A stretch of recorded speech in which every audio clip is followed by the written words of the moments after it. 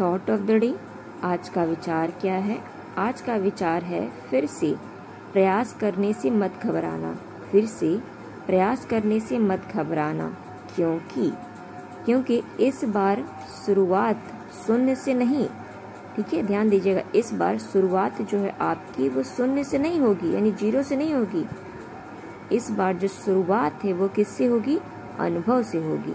तो इसलिए कभी भी आप हार मान जाते हो और फिर से उठने का प्रयास करते हो या फिर से सोचते हो आज इस बार फिर से एक दम लगाया जाए, फिर एक बार जोश अपने अंदर जगाते हो, तो ऐसा मत समझिएगा कि आप शून्य से शुरू कर रहे हो। इस बार आपकी शुरुआत अनुभव से हो रही है, और अगर आपकी शुरुआत अनुभव से होती है तो आप जरूर अपनी अचीवमेंट को पालोगे, बहुत ही जल्द अपने गोल को पालोगे। इसी थॉट के साथ हम दिन की शुरुआत करते हैं। गुड मॉर्निंग स्टूडेंट्स, स्वागत है आपका फोकस ऑन एजुकेशन में। मैं एजुकेटेड आप सबके लिए इम्पोर्टेंट फैक्ट्स लेकर आई हूँ जो कि आपके कॉम्पिटिटिव एग्जाम में हेल्प करेगा। क्या कुछ एक खास, चलिए नजर डालते हैं। दिन की शुरुआत इसी प्यारे से थॉट के साथ करते हैं। आज 4 मार्च 2021 है, ठीक है, यानी मार्च का महीना शुरू हो गया है और चौथा दिन भी बीत गया है। फर्स्ट पॉइंट क्या है? किस राज्य सरकार ने खाद्य मिलावट करने वालों को आजीवन कारावास का प्रावधान किया है? मतलब कौन सा ऐसा राज्य है जिसने कि अगर आप खाद्य जो पदार्थ होते हैं उसमें अगर मिलावट करते हो तो आपको आजीवन कारावास की सजा सुनाई जा सकती है। तो ऐसा कौन कर रहा है? ऐसा मध्य प्रदेश के द्वारा किया जा रहा है। मध्य प्रदेश में जीवन शक्ति योजना की शुरुआत की गई। याद रखिएगा, जीवन शक्ति योजना किससे संबंधित है? तो ये मास्क बनाने से संबंधित है, याद रखिएगा। और मास्क मात्र 11 रुपए में बेचने की बात कही गई थी, तो ये पॉइंट भी इम्पोर्टेंट है, याद रखिएगा। इसी तरीके से मध्य प्रदेश में संकल्प योजना की शुरुआत की गई थी। संकल्प योजना किसके लिए है?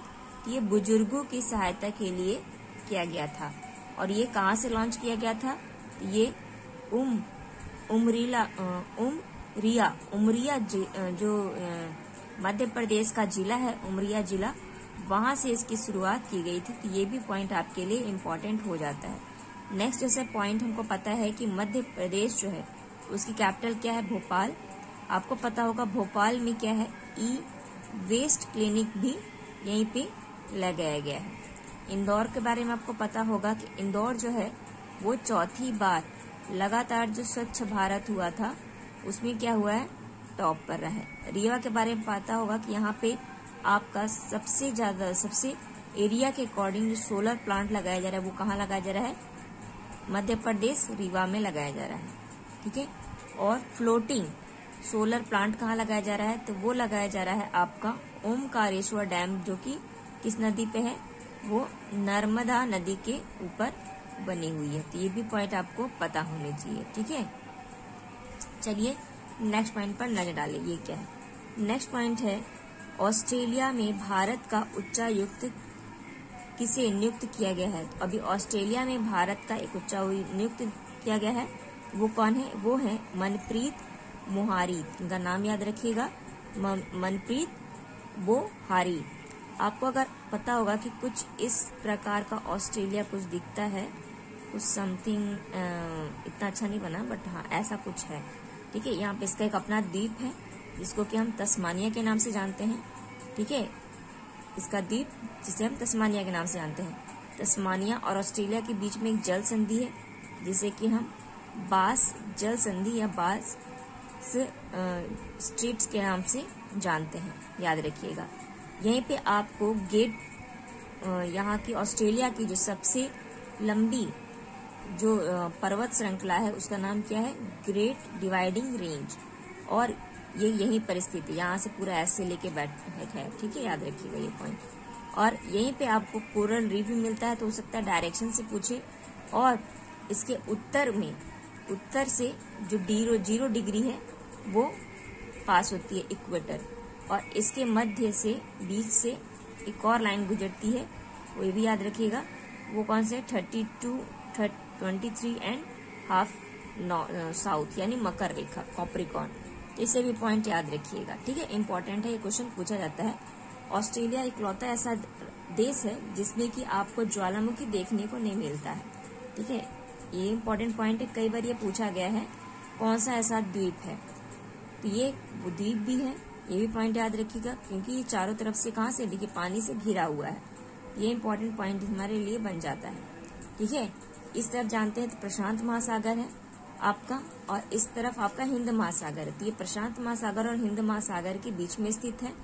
ठीक है, इधर आप देखोगे तो कौन सा है, यहाँ पे आपको न्यूजीलैंड देखने को मिलता है, और यहीं पे न्यूजीलैंडिया नाम का जीलैंडिया नाम का एक 8वां महाद्वीप खोजने की बात भी की गई है। तो ये पॉइंट भी आपके लिए इम्पोर्टेंट हो जाता है, इसे याद रखिएगा। चलिए नेक्स्ट पॉइंट पर नजर डालिए, ये क्या है, ये है ब्रिटेन के 2 क्रूज जहाजों को भारत के किस राज्य में अखंडित किया गया है।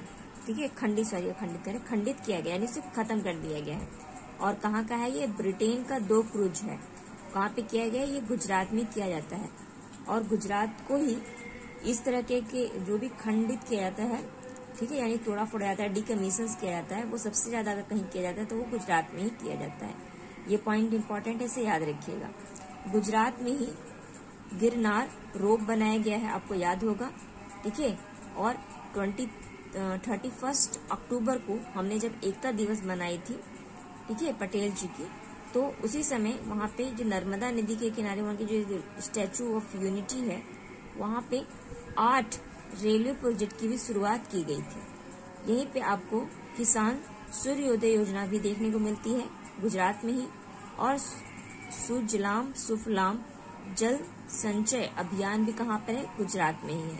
ठीक है, इसी तरीके से सेंटर का भी है। ठीक है, कैच द रेन, याद है, कल ही परसों पढ़ा है। कैच द रेन किसका है, सेंट्रल गवर्नमेंट के द्वारा, यानी हमारी केंद्र सरकार के द्वारा इस अभियान को शुरुआत किया गया है। गुजरात तो आपको पता ही होगा, पब्लिक अफेयर में ये टॉप पर है। ठीक है, फिर आपका वेस्ट वाटर मैनेजमेंट में टॉप पर है। उसके बाद आपका सोलर रूफ इंस्टॉलमेंट में टॉप पर है। तो इन सबको याद रखिएगा। यहीं पे जैसे आपको लिथियम के लिए फैक्ट्री देखने को मिला, फिर आपका टॉय के लिए म्यूजियम बनाया जा रहा है। तो इन सब चीजों को याद रखिएगा, पूछा जा सकता है। नेक्स्ट पॉइंट क्या है, देखिए, किस बैंक के गृह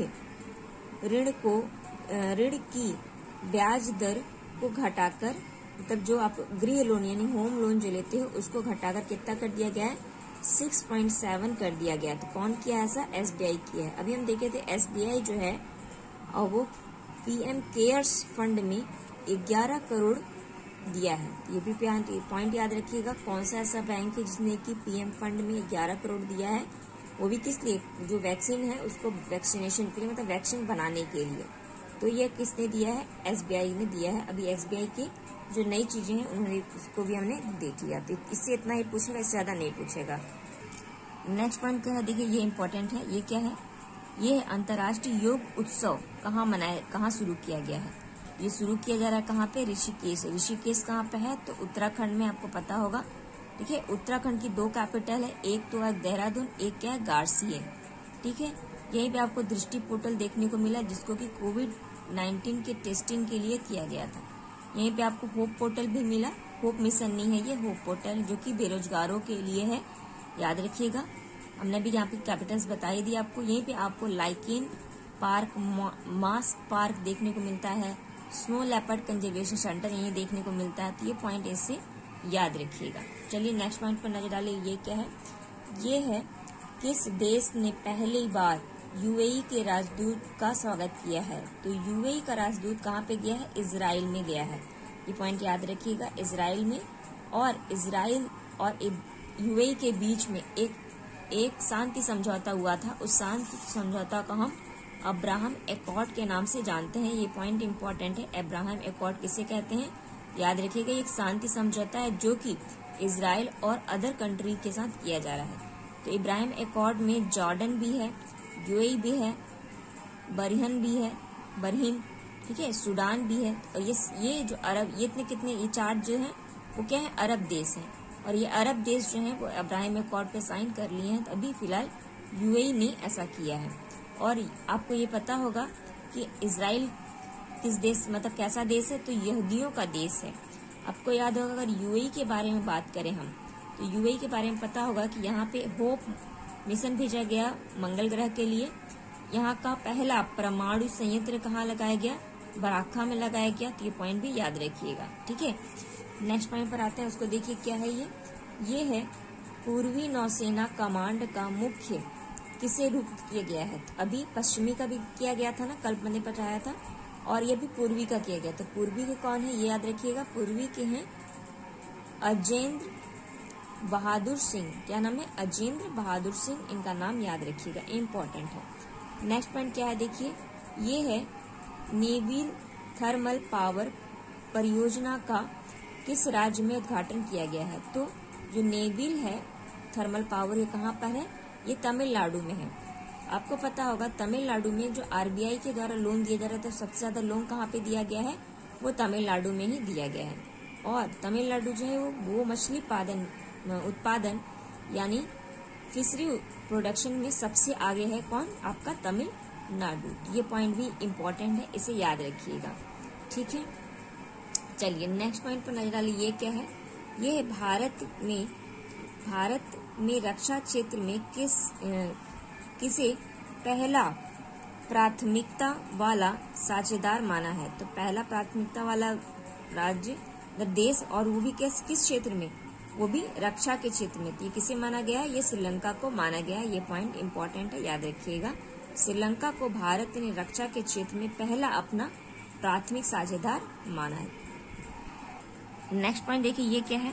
किस देश ने बुर्का बैन रेफरेंडम किया जा रहा है? किस देश में ये किया जा रहा है? बुर्का के ऊपर एक क्या किया जा रहा है?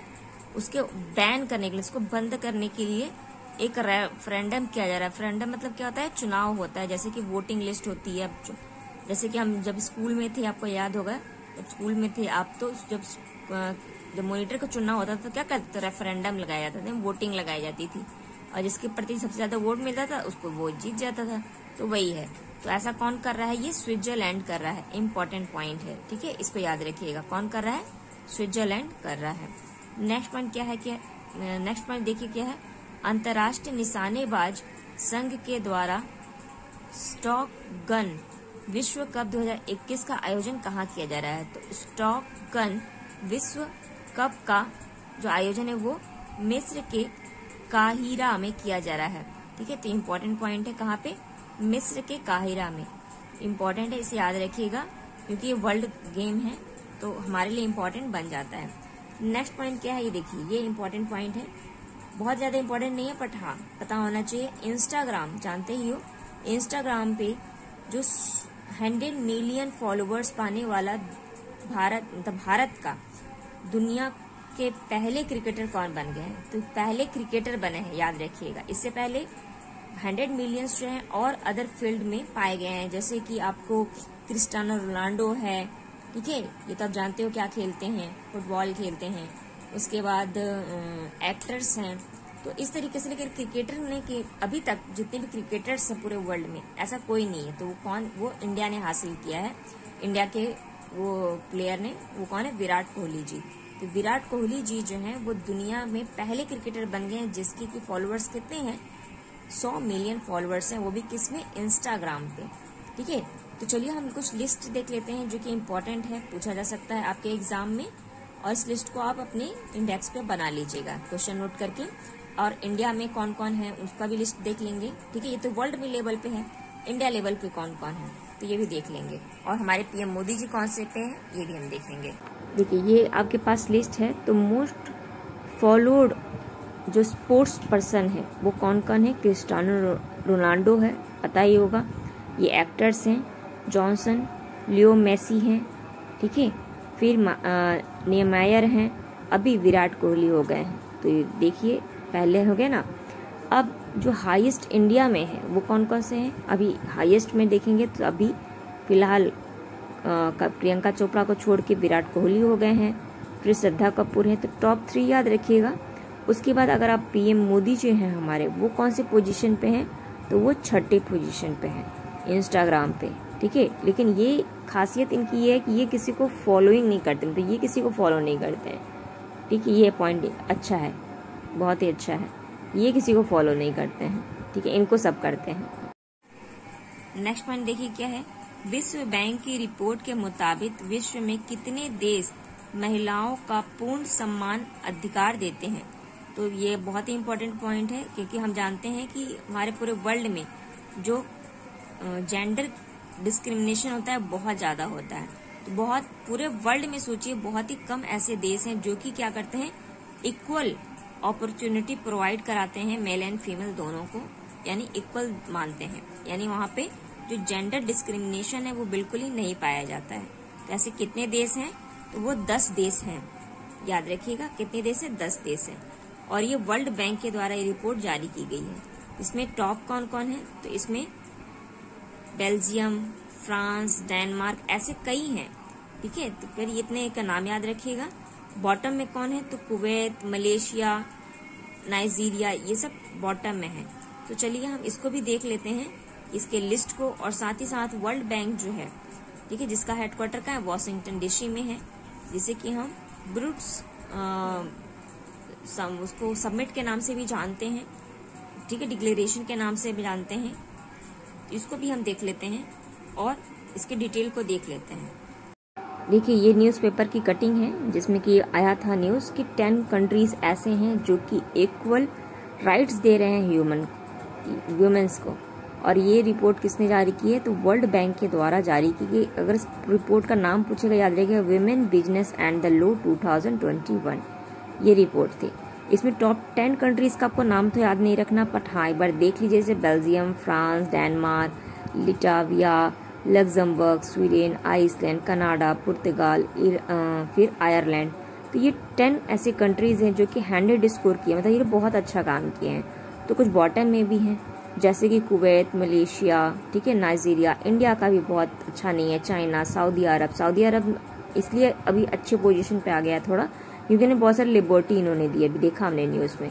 अब हम आते हैं जो वर्ल्ड बैंक है, उन्होंने वो कौन कौन सी लिस्ट जारी करता है, रिपोर्ट जारी करता है। जैसे ease of doing business report जारी करता है, वर्ल्ड डेवलपमेंट रिपोर्ट जारी करता है, global economic prosperity, ease of living index, Indian development index, universal health coverage index, the service trade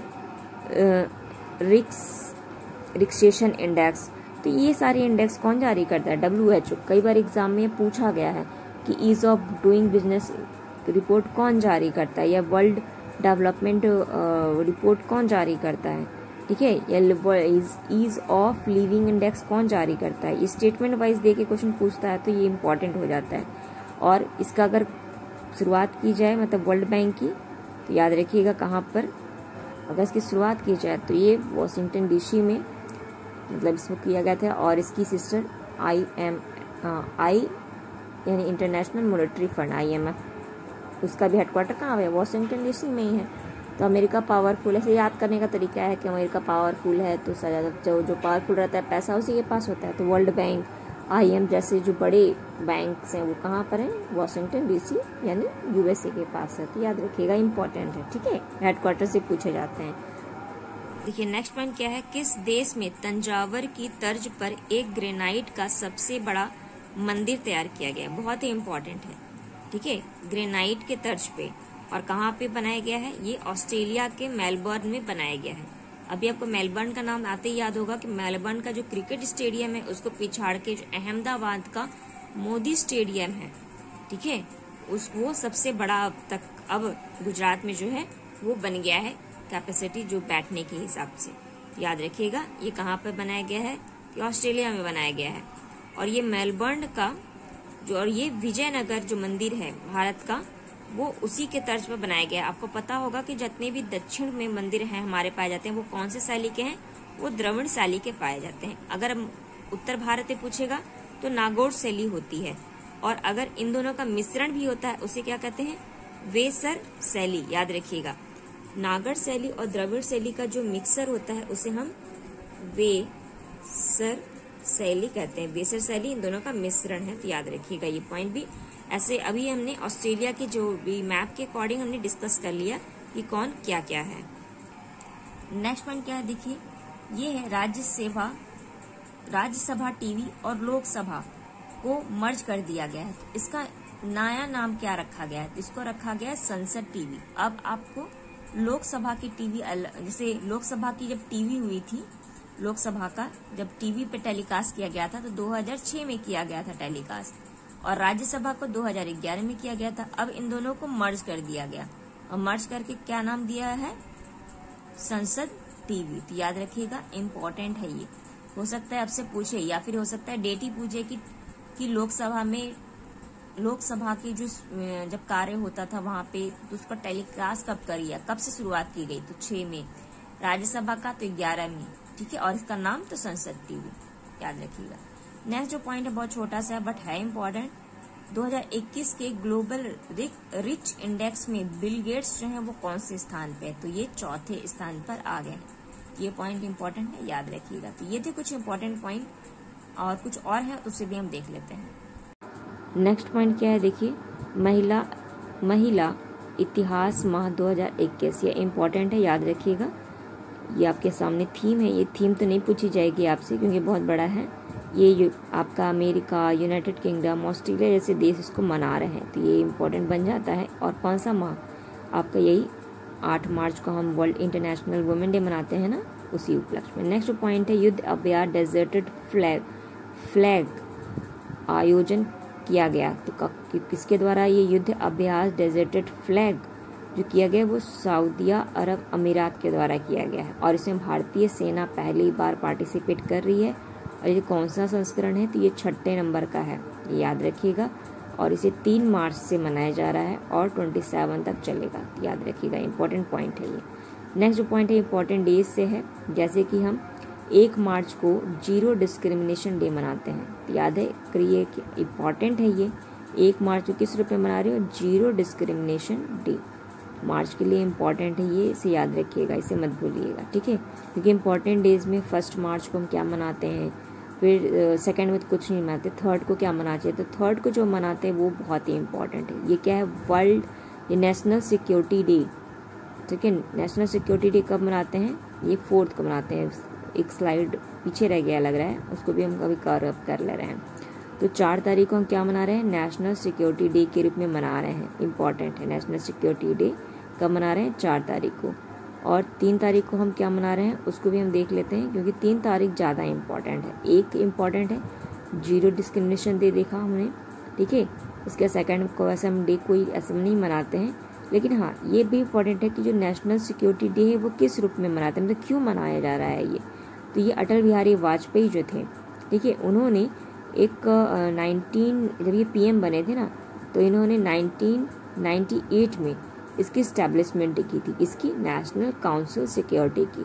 और नेशनल काउंसिल जो है इनको ही द्वारा इस डे को मनाया गया कि हम हर साल 4 तारीख को क्या मनाएंगे, 4 मार्च को नेशनल सिक्योरिटी डे के रूप में मनाएंगे। तो ये इम्पॉर्टेंट पॉइंट है, इसे भी आप याद रखिएगा, क्योंकि ये भी हो सकता है पूछ दे किसने डिक्लेयर किया था, किस समय हुआ था।